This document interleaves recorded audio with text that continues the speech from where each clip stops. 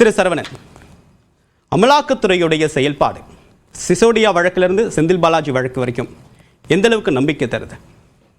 இன்றைக்கு இந்தியாவிலேயே ஒரு நம்பிக்கையற்ற விசாரணை அமைப்பாக எது இருக்கிறதுன்னு பார்த்தீங்கன்னா அமலாக்கத்துறை இருக்கிறது.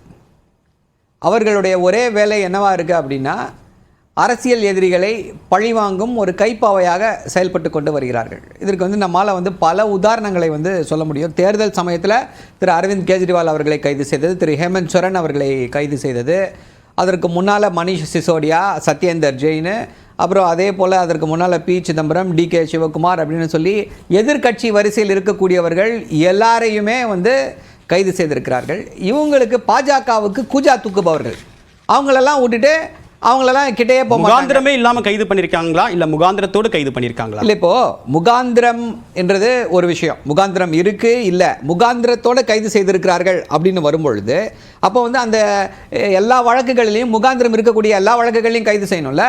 குட்கா வழக்கில் மிகப்பெரிய முகாந்திரம் இருக்கிறது.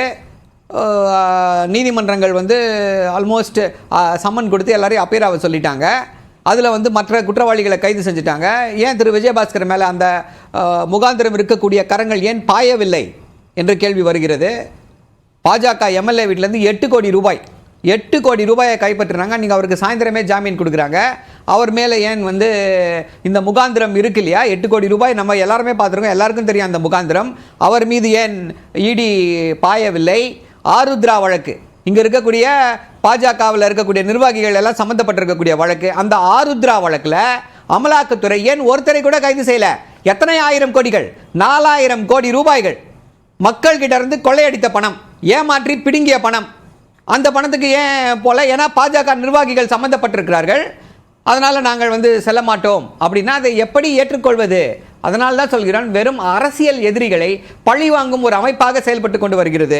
இப்போ நீங்கள் மணிஷ் சிசோடியாவுக்கு என்னென்னா, மணிஷ் சிசோடியா அவர்கள் அக்டோபர் 23 அன்றைக்கி விசாரணையில் நீதியரசர் சொல்கிறாரு, நீங்கள் சொல்லக்கூடிய ஆதாரங்களை எல்லாம் அங்கே இருக்கக்கூடிய trial court lawyers they will demolish this in 2 minutes அப்படின்னு சொல்கிறாங்க.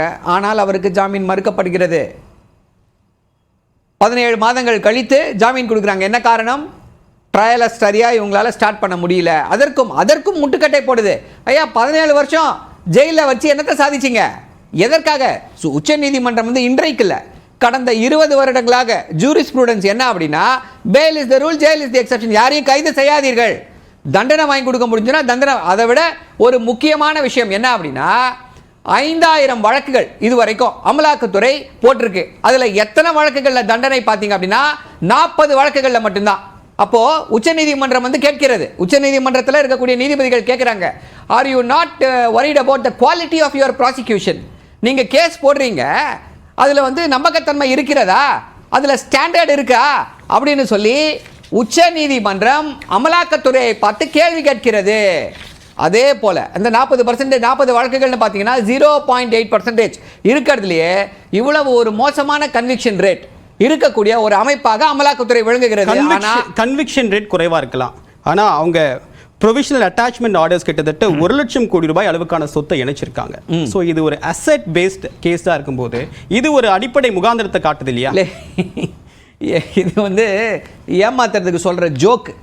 பாஜகவில் இருக்கக்கூடியவர்கள் மக்களை ஏமாற்றுவதற்காக சொல்லக்கூடிய ஜோக். அட்டாச் பண்ணதுனால அரசுக்கு போயிடுமா?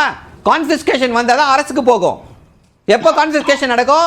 கன்விக்ஷன் அப்படின்றதுக்காக நான் சொன்னேன். இல்லை சி முகாந்திரம் இருக்கு. இப்போ ஒருத்தர் போறாரு, நெறியாளர் என்னுடைய 10 கோடி ரூபாய் பணத்தை எடுத்துகிட்டு போயிட்டாருங்க அப்படின்னா முகாந்திரம் தான் அது முகாந்திரம் இருக்கு. ஏன்னா ஒரு குற்றச்சாட்டு சொல்றாரு, 10 கோடி ரூபாய் பணத்தை எடுத்துகிட்டு போயிட்டாருன்னு சொல்லி உங்கள் சொத்துக்களை அட்டாச் பண்ணிடலாம்.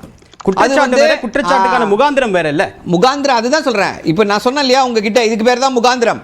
என்னுடைய பணம் 10 கோடியை நெறியாளர் எடுத்துகிட்டு போயிட்டாருன்னா ஒரு வழக்கு போட்டுருவாங்க. வழக்கு போட்டுட்டு 10 கோடி நீ என்ன ஆதாரம் வச்சிருக்கணும், அவர் 10 கோடிக்கு ஆதாரத்தை கொடுக்கணும். இதெல்லாம் இப்போ ஆனால் உங்கள் மேலே எஃப்ஐஆர் போடுறதுக்கு முகாந்திரம் இருக்குது. அவர் சொல்லக்கூடிய குற்றச்சாட்டில் காக்னைசபிள் அஃபென்ஸ் பேட் அவுட் ஆகுது. என்ன பண்ணுறாங்க, உங்களுடைய இதை உடனே அட்டாச் பண்ணிவிடுவாங்க. உங்களுக்கு 10 கோடி ரூபாய்க்கு சொத்து இருக்கா, 10 கோடி புகார் இருக்கா, அட்டாச் பண்ணிடுவோன்ட்டு. அது நியாயமா? இப்படி யாரை வேணால் அட்டாச், உங்களுக்கு அதிகாரம் இருக்குது என்ற காரணத்தினால எல்லா ப்ராப்பர்ட்டியும் அட்டாச் பண்ணிவிட்டு நாங்கள் இவ்வளவு சொத்தை அட்டாச் பண்ணிட்டோம் அப்படின்னா என்ன பிரயோஜனம்?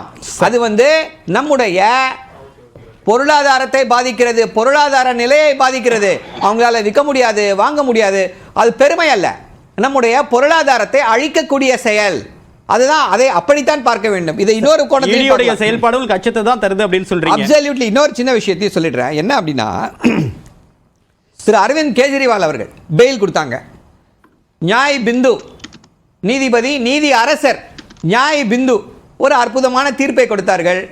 என்ன சொன்னாங்க? உச்சநீதிமன்றத்தில் இருக்கக்கூடியவர்கள் என்ன சொன்னாங்க? தலைமை நீதிபதி எல்லா இடத்துலையும் போய் என்ன சொன்னாரு? கீழமை நீதிமன்றங்கள் சுதந்திரமாக செயல்பட வேண்டும், யாரை கண்டும் அவர்கள் அச்சப்படக்கூடாது, எதற்காகவும் அச்சப்படக்கூடாது, நீங்க வந்து தைரியமா பெயில் கொடுங்க அப்படின்னாங்க. கொடுத்தாங்க. உயர் நீதிமன்றம் என்ன பண்ணிச்சு? ஸ்டால் பண்ணிடுச்சு. அந்த உத்தரவை பார்க்காமலே ஸ்டால் பண்ணிடுச்சு.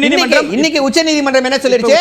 ஃபண்டமெண்டல் ரைட் எடுத்துட்டாங்க. ஒரே நிமிஷம், இந்த இதை சொல்றேன். திரு நீதி அரசர் நியாய் பிந்து கொடுத்த தீர்ப்பு சரியானதுதான் அப்படின்னு சொல்லி கீழமை நீதிமன்றத்திற்கு பாராட்டுகளை தெரிவித்திருக்கிறார்கள். அவங்க இப்படி இருக்கும் பொழுது அப்ப ஈடி என்ன செஞ்சது? ஏன் ஈடியை பார்த்து அச்சப்படுவான்னு கேட்குறீங்க இல்லையா? பெயில் கொடுத்துட்டாங்க, உடனடியா போணுமா?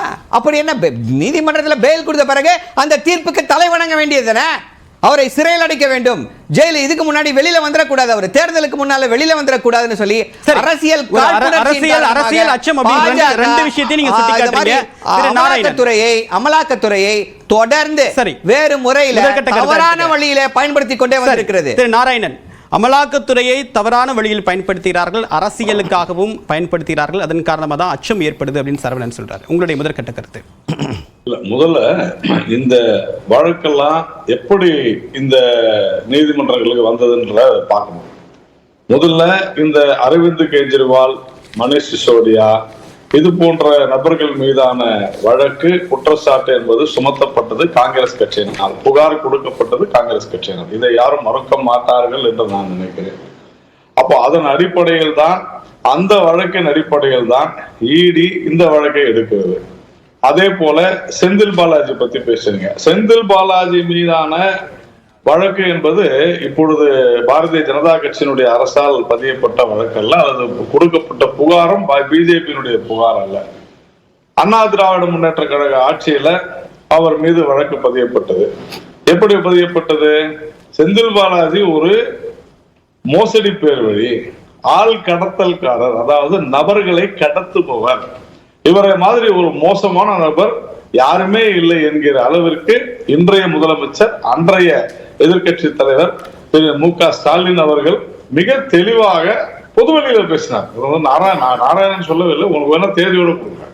அப்போ செந்தில் பாலாஜியை பொறுத்தவரையில இது ஈடியினுடைய மோசடி அப்படின்னு சொன்னா அதிமுகவும் திமுகவும் வந்து செந்தில் பாலாஜி மீது சொன்ன குற்றச்சாட்டுகளை வாபஸ் பெறுவார்களா அப்படின்றது முதல் கேள்வி. ஏன்னா இடி தானாக இந்த வழக்குகளை பதியவில்லை என்பதை புரிந்து கொள்ளுங்கள். இப்போ காங்கிரஸ் வந்து இது வெற்றி அப்படின்னு சொல்றாங்கன்னு சொன்னாங்க.